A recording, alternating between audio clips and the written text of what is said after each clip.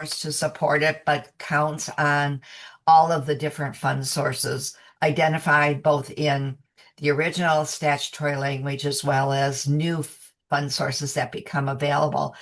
So the challenge really has become how do I know and how do I efficiently and effectively leverage all of the resources, both programmatic and financial? And part of the ability to do that takes some time to actually get to know the program. Even if you know IDA and you know the programmatic side of Part C, running a multi-million dollar business, which is what every state is doing for their Part C system, even minimum allocation states, is a real challenge. And so understanding both the programmatic side and the administrative side sometimes can be overwhelming. If you go back to 2005, which was our baseline year for this survey, you can see that 61% of the Part C coordinators had 6 years or more of experience in that role, not in early intervention or child services, but in the role of Part C coordinator. So 61% above 6 years and 39% below 5 years. So as you look at that trend line, you can see that since 2013 is when we really began that challenge of the 6 years and more, far exceeding what's happening in the very brand new people. So, or I'm saying it reverse, brand new people, less than 5 years, have come to dominate the leadership in state Part C systems.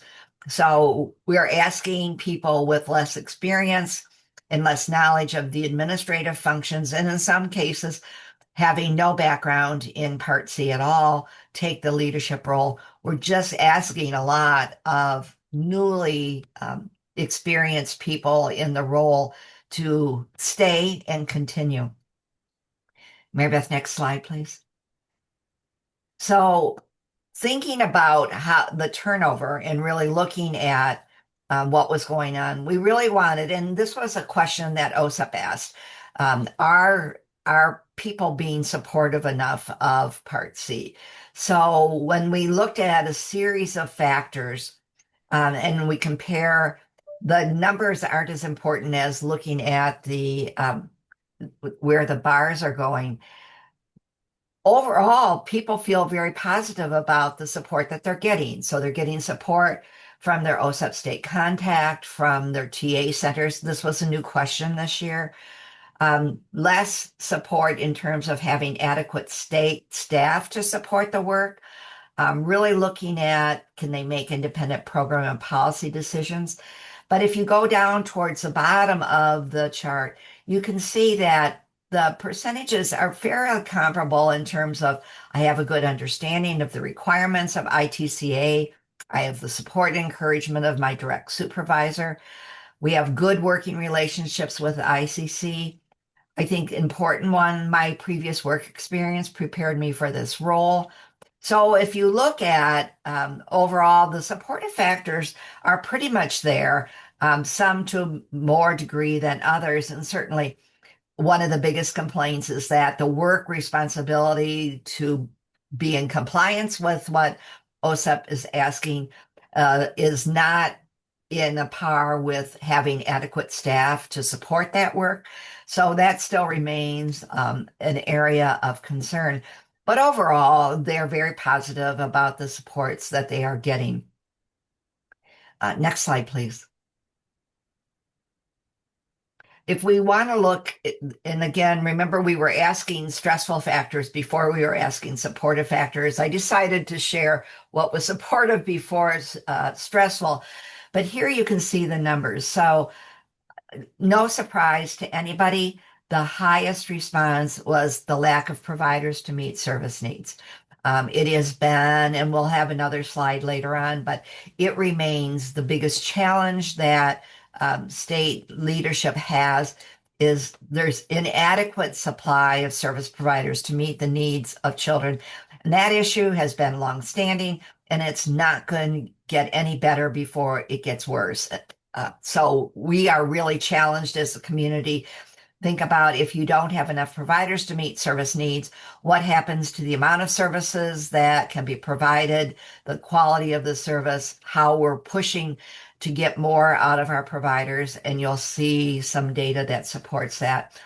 But it finally moved ahead of insufficient funding for services.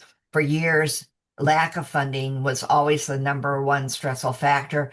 Now it's not, it's significantly lower. It's so 20, almost 20 points lower, but lack of providers to meet service needs is the number one stressful factor.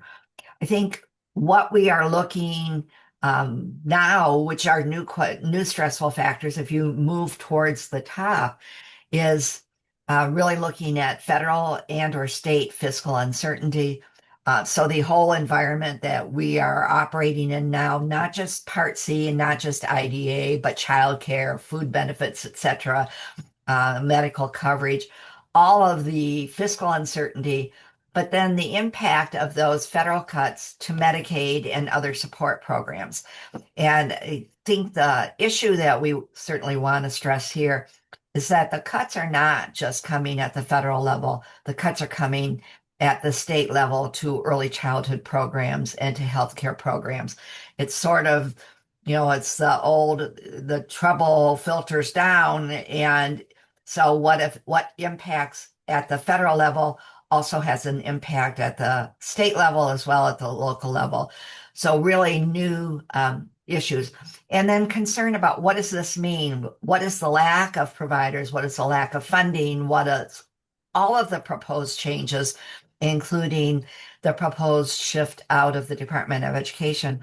How are all of those things going to impact child outcomes? But I would argue also looking at the impact on family outcomes as well.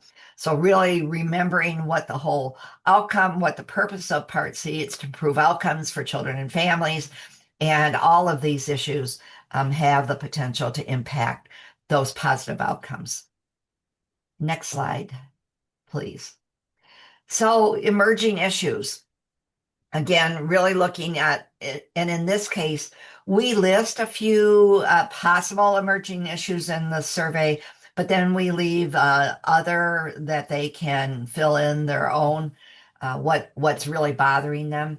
And I think, obviously, again, no surprise, it's the shortage of direct service providers, it's limited funding.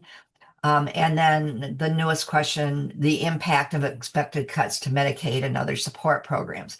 But I also think the emerging issues are important around increasing state and federal requirements, the increasing complexity of the needs of children and families. And some of that is directly correspondent to the issues around our undocumented immigrants, some of the federal policies around populations. And really beginning, I think one that grew out of COVID is the demand for balancing in-person versus telepractice services. Really, again, looking at some of the lasting effects of COVID, where Part C never shut down, no programs closed. We changed how we delivered services, but other than a gap of 1 to 2 weeks, we were back in the field using telepractice as a mechanism of delivering services. So all of these emerging issues create a stress and a turmoil in the Part C community and in and of itself. And then if we expand that to the issues, I was talking to someone from ASHA yesterday, and one of the questions that we're getting now in reference from a practice issue, what happens if I'm in a home visit and ICE knocks on the door? We've never had those kind of questions before.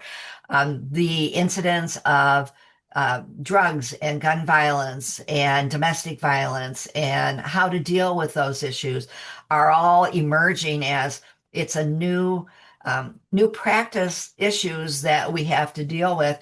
And yet my guess is that many of our pre-service training are not dealing with those issues. And so we have people out in the field who've not received the kind of training and support they need to deal with some very new issues. And not that domestic violence or gun violence or drug use is unique to 2025 and 2026, but the incidents of them are growing and growing, and state policy around those issues are changing.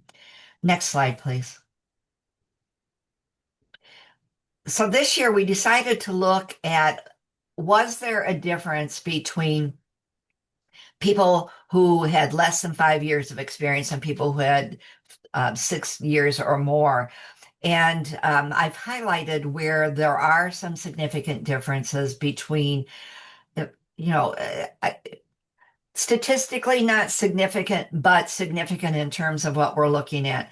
So when we look at shortage of direct service providers, the providers with more experience have a higher rate than those who are new, still trying to figure this out. And remember, we've got 14 or 15 that have less than a year of experience.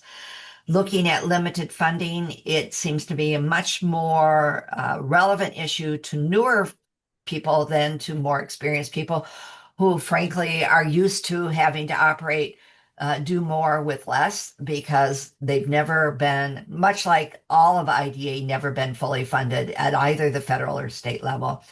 And then a huge gap in terms of really the importance and high level at the impact of expected cuts to Medicaid. So all of those issues really are hitting hard. And as you can see, others are similar in that. And we do a lot of work around new coordinators, trying to make sure that we help them both identify these issues, but also begin to look at them in ways either linking new coordinators with more experienced coordinators, holding different kinds of in-services or webinars to help them address how to fill out a state performance plan or annual performance report, or how do I fill out, and really supplementing the work that the TA centers are doing around many of these issues. Next slide, please. I just have two brief slides because I know that Mary Beth and AUCD have been doing a lot of work for you all around the changes, key health policy changes and funding changes. But I just wanted to remind you real quickly of how these are going to impact Part C. So for Medicaid, it cut federal Medicaid funding by nearly $1 trillion over the 10-year period, mandates work requirements, limit states' ability to collect provider taxes. I'm sure that's been explained to you, but provider taxes are the mechanism by which states use to pay their share of the Medicaid payments, and more hurdles and verification of eligibility. And I'm not going to read them, but the same on the private insurance side. Certainly, we've all been listening to the loss of the premium tax credits, the shrinking enrollment periods, et cetera. All of these things have a direct impact on families and children being served because Medicaid serves 60% of our Part C population. So any kind of changes to work requirements, which would it could eliminate eligibility, the ability, verification of eligibility. We knew from after the COVID public health emergency, we lost a number of families, not because they weren't eligible, but because the process of redoing eligibility became a problem. So all of these things impact states' ability to maintain state effort, which is a statutory requirement. It impacts what your ability to have a stable funding base for Part C, but really looking at sort of, I don't know if they were intended consequences or unintended consequences, but Part C is really being forced to look much more specifically and do essentially some scenario planning about what's the impact that's going to happen on my program. States are moving ahead. Many of these things don't kick in until 27 at the federal level. Many states have already implemented this in preparation for 2027. and because they're anticipating shortages of funding. And so looking at how they can address some of these issues again. Next slide, please. And then the final one, and this is work that Kay Johnson has done through the Georgetown Center for Children and Families, the kind of choices that states are making to offset Medicaid cuts, and these are happening already. Some states are increasing state spending.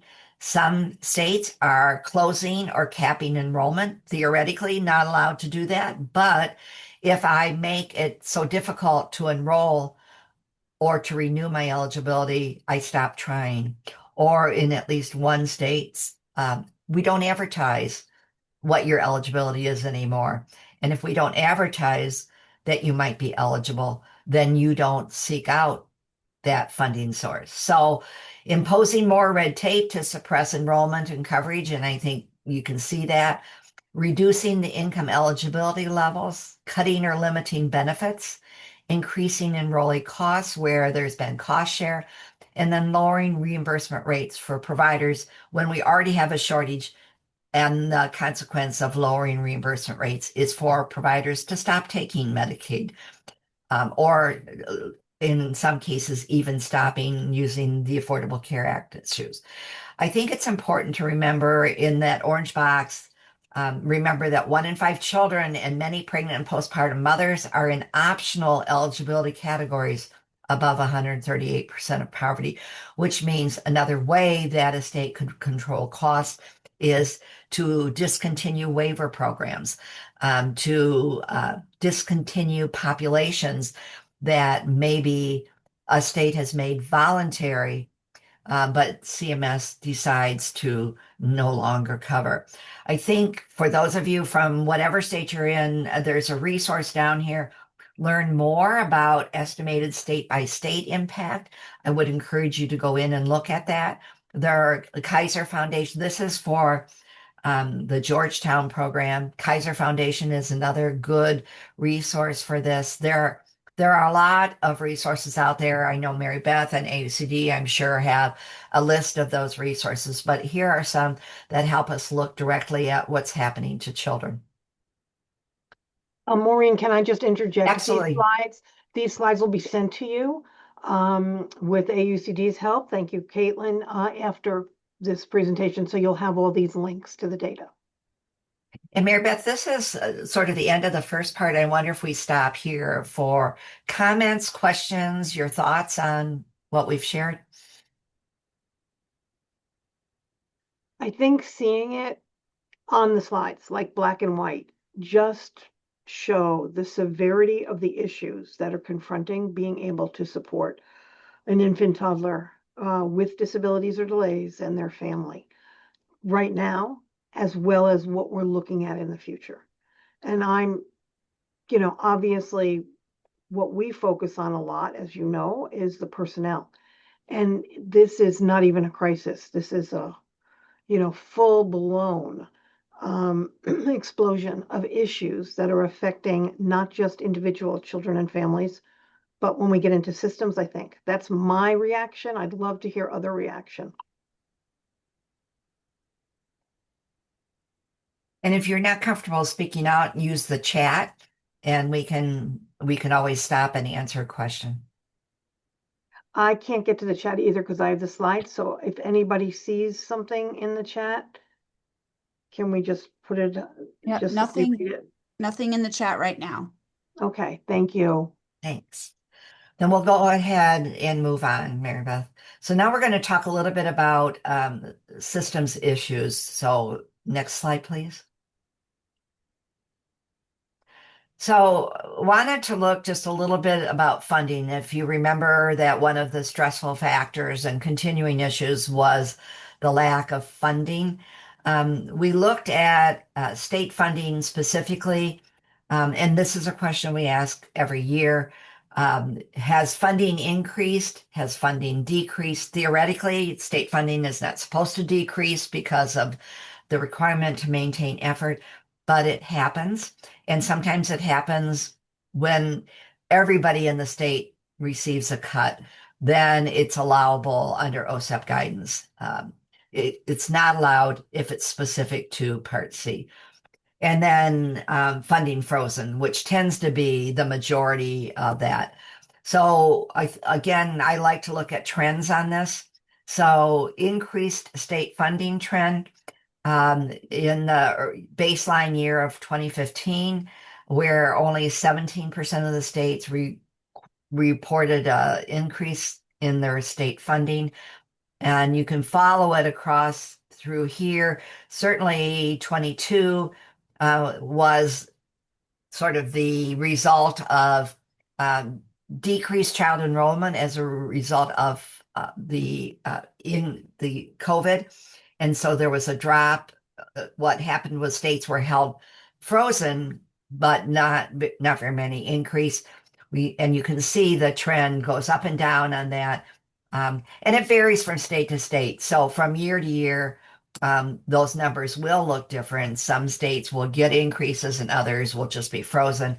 But it's documenting that less than half of the states are getting increased funding. And the next slide, Mary Beth, will show you the trend. So federal Part C funding has been essentially flatlined, as opposed to gradually increasing the way, even that we're seeing in some states. So in 2015, we were at 439.4 million, and we're in the last 3 years we have been held harmless. And what we see, well, we don't have an appropriation bill for IDA yet. That our hope is that we at least are held harmless, but in fact could see a decrease in federal funding. So again, a stress on all. Next slide, please.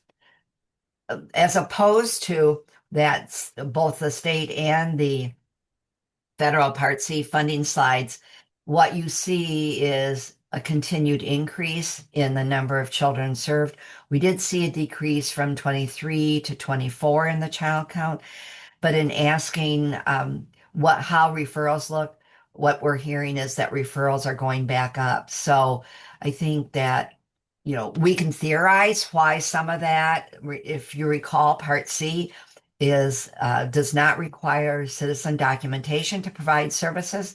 What we are hearing from states is that our undocumented population is withdrawing their children from services in many cases for fear of the ability at the federal level for people to identify them. So we're really looking at, I think, some adjustments in what we can anticipate in terms of the percentage served.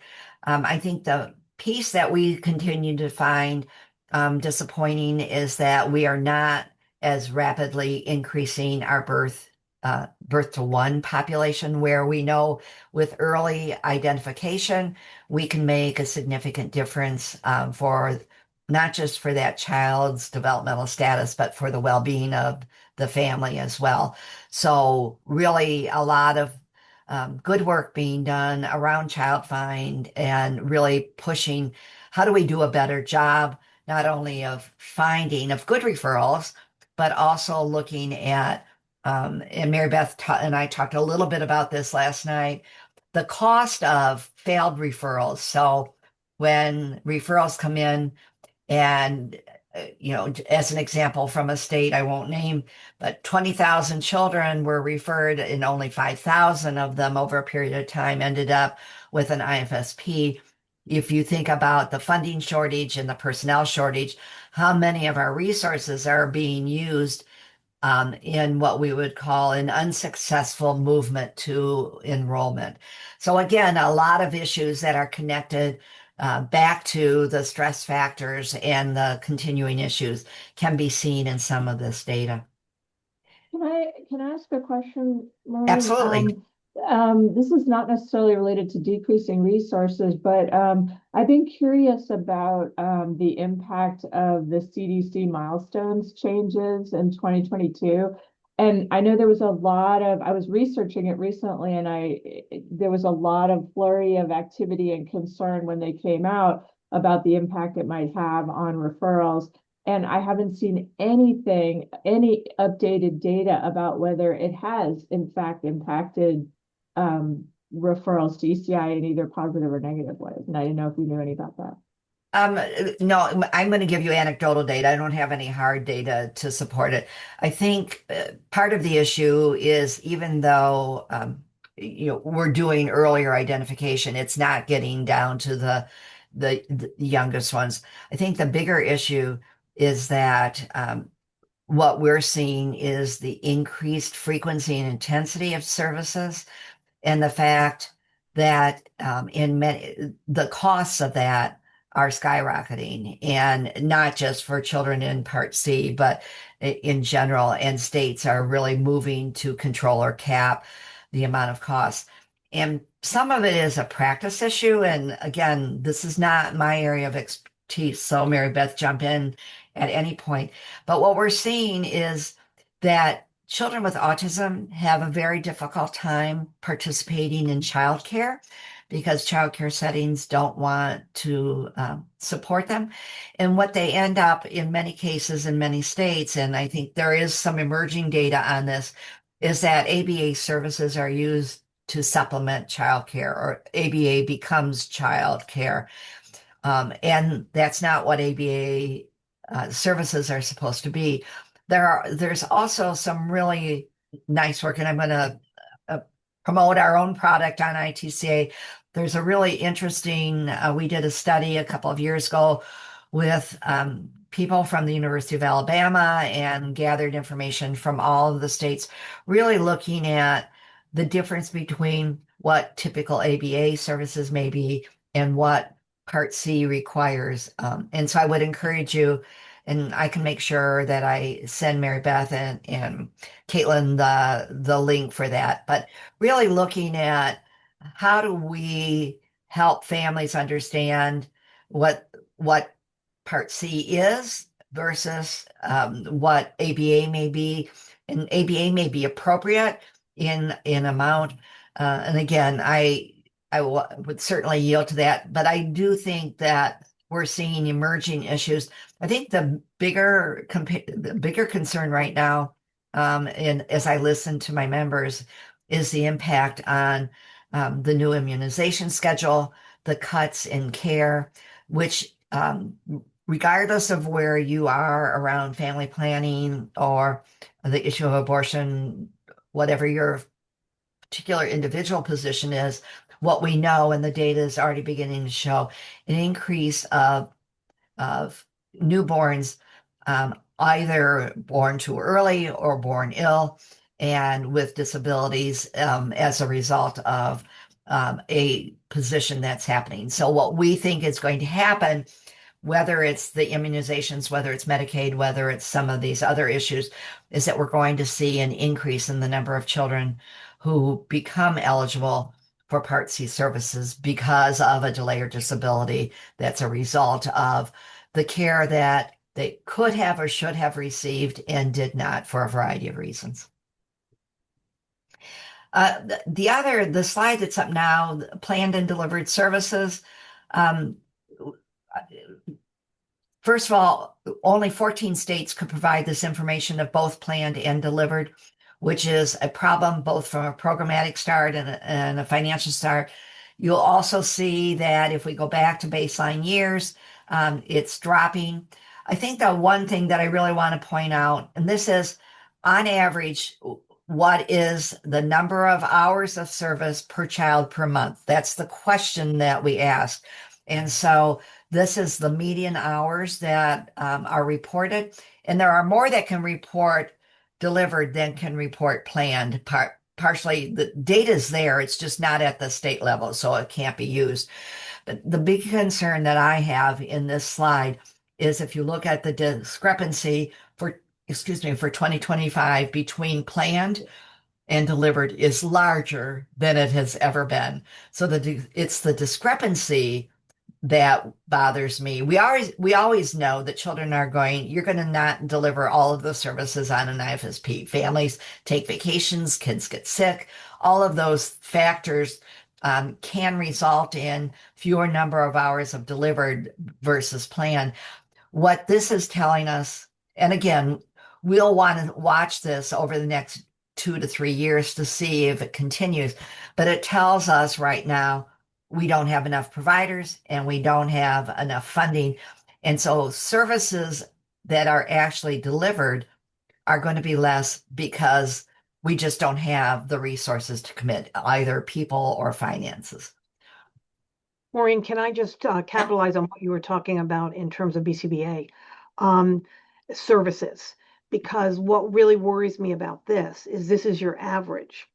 Mhm. We know a lot of states are giving many more hours to children who have an autism diagnosis because of either insurance law, Medicaid, and or the way the state has organized it, which means that a lot of kids are getting a whole lot less of this if this is the average, because we're seeing 20 hours a week to a kiddo with a diagnosis of autism through. Mary Beth, we excluded autism services from this. Thank you. Yes, we excluded. I'm sorry, I should have said that right up front. I would love to see that data though, Maureen, to see the numbers of kids, because to me, it's always been inequitable between a child with autism who certainly needs the services. That's not the issue. The issue is there's a lot of our complicated kids and families who also could use more hours of services, because when you look at 4 hours a month, nobody from adults to children learn a whole lot in 4 hours a month. And granted, we have a huge unpaid workforce, which are called families,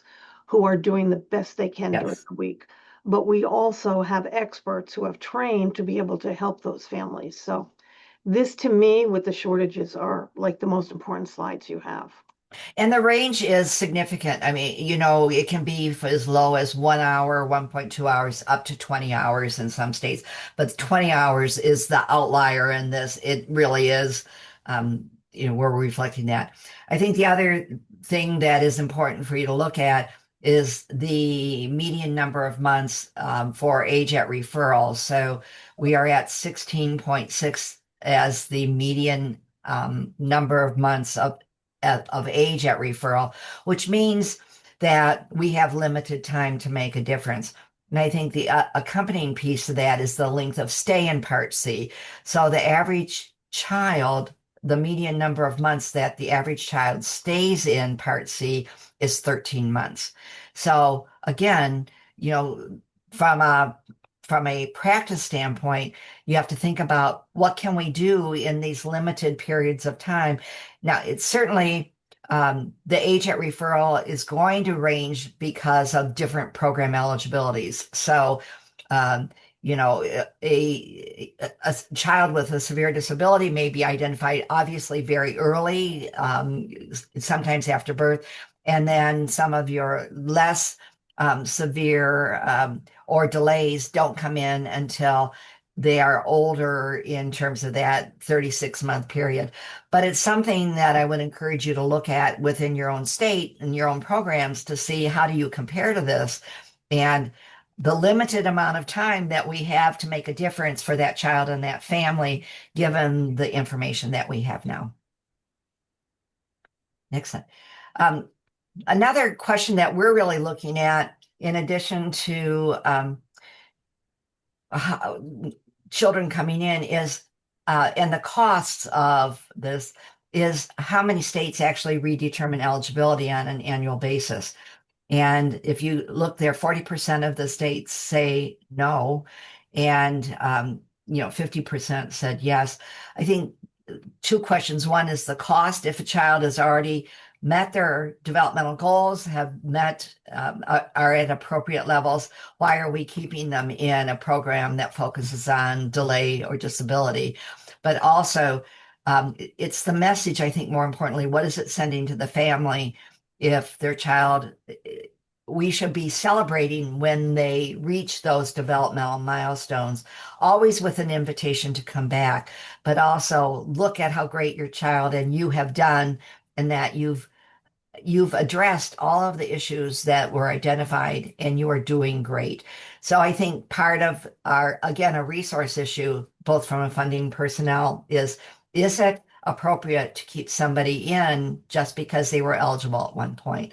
I don't have a good answer for it, but I think part of what we have to do as a community is look at what's the rationale? Why are we doing this? And what messages does it send? And what kind of resources are consumed by this? So again, I think I indicated to you earlier that we asked where were referrals.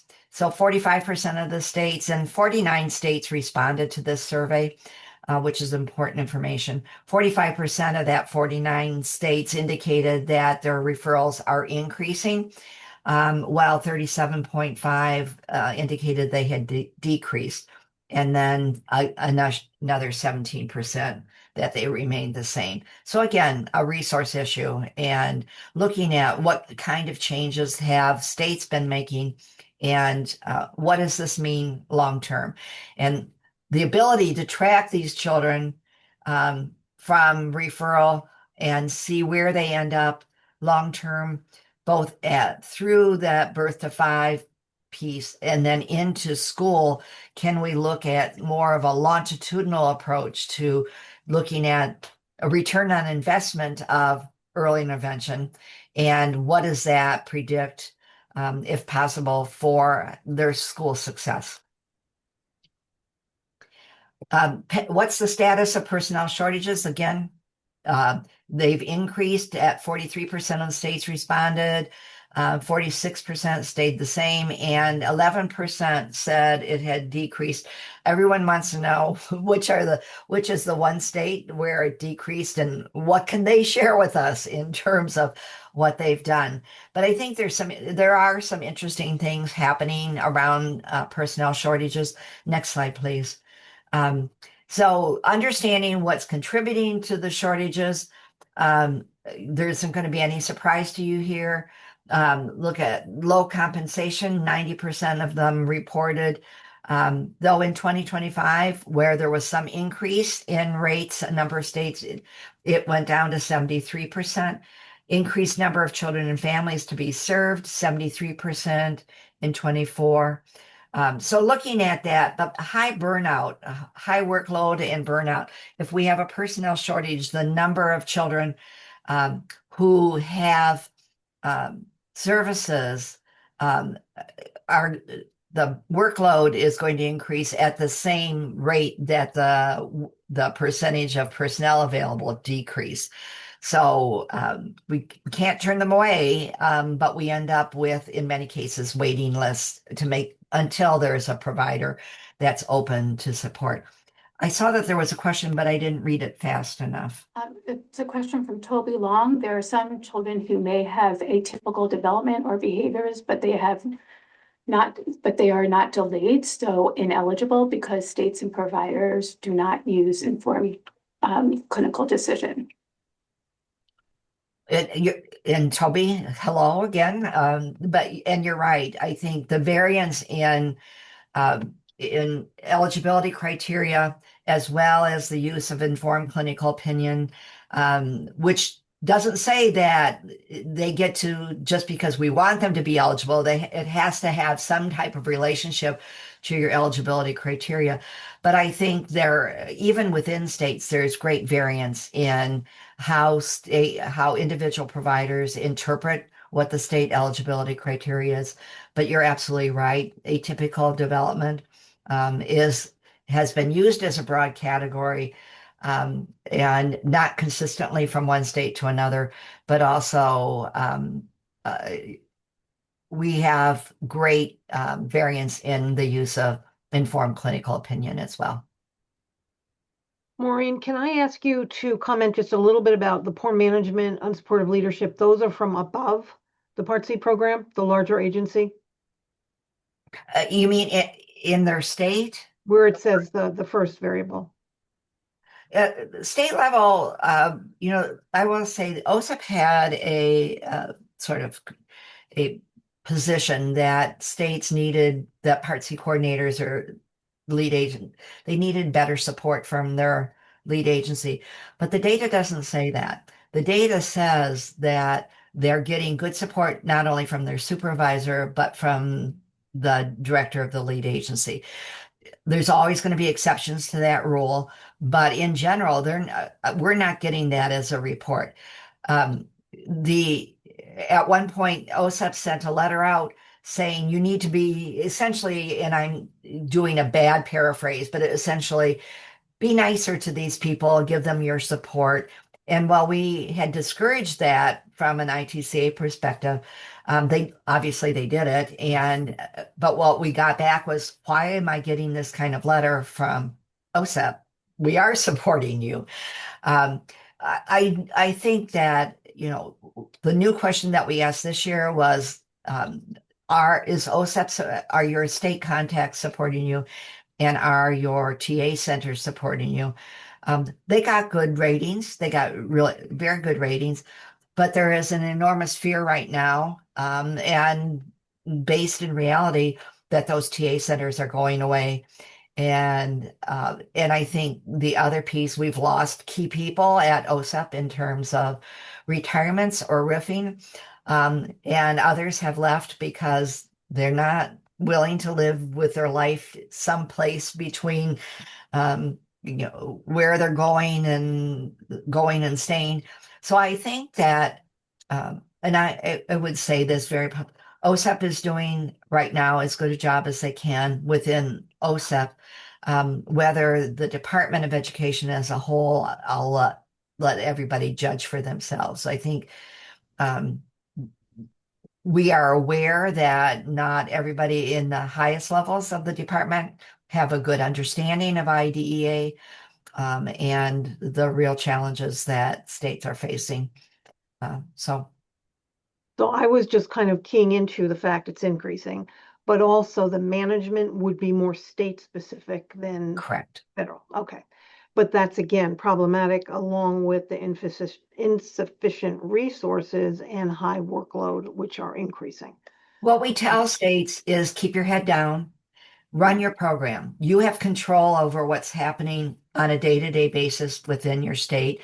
You cannot control what's happening at the Department of Education, or even to a great extent in Congress. If you remember that these are people who cannot advocate, cannot lobby, have barely can talk to their own legislature. So control what the key has been, control what you can control. And we do a lot of peer-to-peer support and problem solving in that area. So contact information, here's the email for ITCA along with their website. I would encourage you to go on the website. There are all kinds of information. There's state profiles. There's all of our survey data and reports are in there. But use it and call us if there's something that you have a question on. I can't tell you how many surveys we send out on behalf of both higher education institutions and doctoral students and master's degree people. And we are always happy if our information can't give you the answer, we're happy to help you in that area. So. And Maureen, since you've been involved in our other initiative, a lot of people know that our personnel center was one of the TA centers that were cut. However, our UCED at the University of Connecticut is still supporting states because this really is as much a state issue right now than it is federal. And in regard to the personnel shortages, but more importantly to me, or as importantly, it's not more, is the complexity of needs we're seeing and the fact that we have an undertrained workforce. We are still providing TA under UConn UCED. You can just contact me to help states do strategic planning, because that's what it needs to be. It can't just be complaining or admiring the issue. It's not getting better. We need to bring our state leaders together to look at a comprehensive system and a strategic planning model to meet both the pre-service needs, which are growing, but more importantly, where we have more impact is professional development, because as I remind people, pre-service is either 4 years for a bachelor's, 2 years for a master's, and then ongoing. for professional development, we hope our workforce stays in the field a whole lot more than 4 or 6 years. And that's who we need to retool. And we need our states to come up with different models of providing services Yeah. because we can't stretch this rubber band anymore Yeah. and expect outcomes that we used to get 20, 30 years ago in terms of kids. So please. Mary Beth, can I add one more thing? And then I know Yes. we're out of time. Is what we're encouraging states is to do scenario planning so that we really begin to look at if X happens, if Y happens, how would you respond to that? What kind of data would you need? Who do you need to talk to? Really begin, because that's what they can control. They can't control what the X, Y, and Z is, but they can control how they will gather the information that they need, what they will do to respond to whatever the scenario is. And so really encouraging people to take that approach so that they're not just standing there waiting for it to happen, but are, being very proactive in figuring out, here's how I would respond if this happens or if that happens. And I think that, along with what you're talking about in terms of strategic planning, will really be skills that we're all going to need to be able to figure out how we move forward. Thank you all for participating. I'm going to ask you one quick thing for those of you who are still with us, because I didn't get the poll out when the majority of people are here. Just stick in the chat whether you want these to be monthly or bi-monthly. And we will take your input as we go forward. Right now, our next one is not scheduled until March. And we will get the word out for you for March. And if we do pick up monthly, we'll let you know something in February, but for sure, March will be the next time. We'll bring this to you in terms of what is going on. Thank you all. And of course, thank you, Maureen. I really appreciate it. All right, everybody, have a good day. And please, please help your state because that's really what we want, is to help our states be able to serve these babies and toddlers the way we know they deserve to be provided services.